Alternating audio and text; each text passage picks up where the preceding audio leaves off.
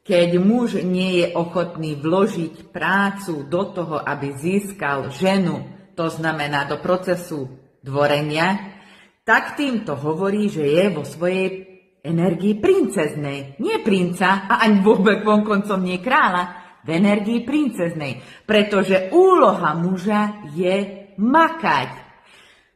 Celé stáročia muži dvorili ženám, chodili k rodinám týchto žien, nosili im dary a museli presvedčiť rodinu, že majú zdroje na to, aby vedeli budúcu rodinu zabezpečiť.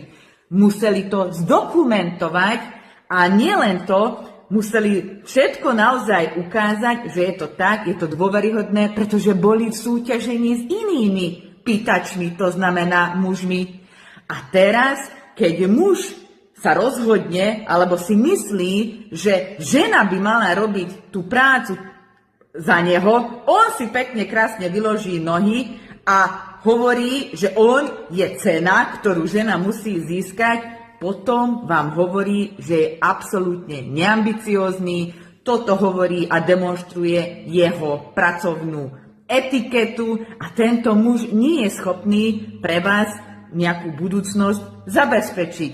Takže jednoducho hovorí, že je v pozícii energii princeznej. Radšej si urobí selfie o sebe, dá to na Instagram a iní muži mu pritom tlieskajú, že aký je úžasný. Ale takýto muž evidentne potom je naozaj zaujatý iba sám sebou a hľadá pozornosť od iných mužov a nie od žien.